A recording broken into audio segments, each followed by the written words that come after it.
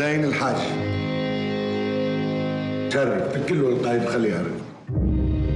عارف ليش انت هون؟ اي نعم. ليه؟ بدي اشتكي على اهلي. هم خلفوني.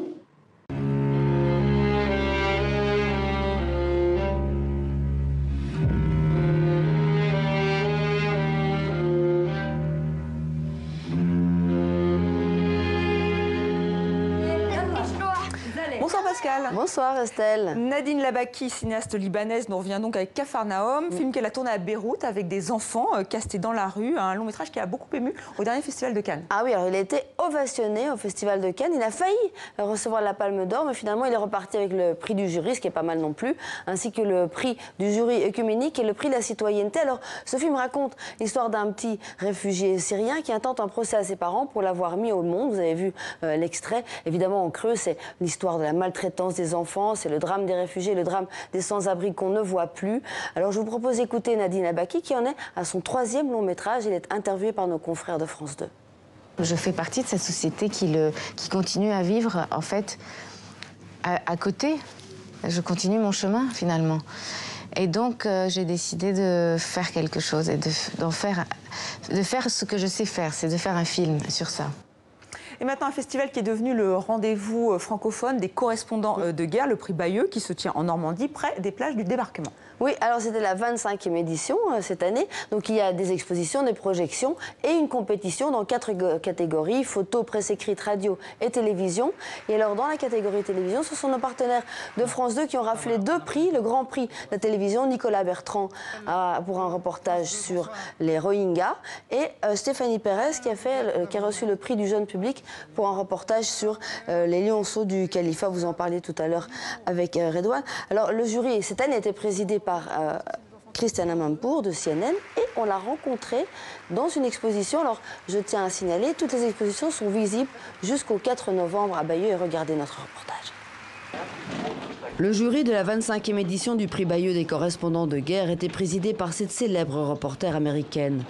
Depuis ses débuts à Sarajevo, Christiane Amanpour incarne une certaine vision du journalisme engagé.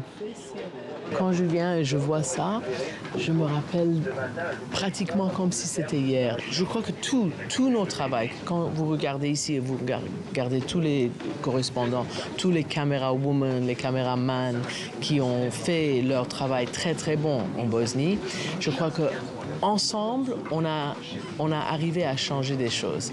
Et pour moi, ça c'est un moment très fier et c'est le bon qui peut arriver avec le journalisme. Cette exposition retrace un siècle et demi de reportages de guerre et l'évolution des moyens techniques sur le terrain. Je me trimballais avec ma petite valise labo, qui n'était pas si petite que ça, et un émetteur, souvent un satellite téléphone.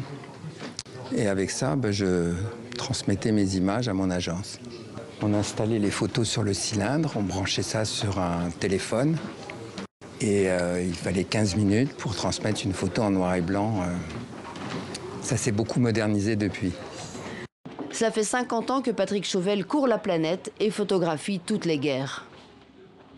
Il y a mon casque du Vietnam avec les années barrées au fur et à mesure, de 68 à 74. Il y a l'appareil photo que je portais autour du cou à Haldé en 82 à Beyrouth pendant l'offensive israélienne et une balle a traversé mon appareil photo pendant que je travaillais. Il y a ma vieille sacoche photo voilà, que je trimballe. D'ailleurs, je suis emmerdé qu'elle soit dans la vitrine parce que si je pars, je me retrouve à poil là. Dernier reportage en date, il y a quelques mois, Patrick était à Mossoul en Irak avec son fils Antoine.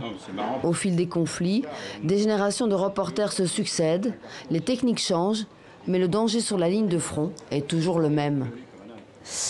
Voilà, et alors on termine en musique. Un vendredi, c'est la sortie de l'album posthume de Johnny Hallyday.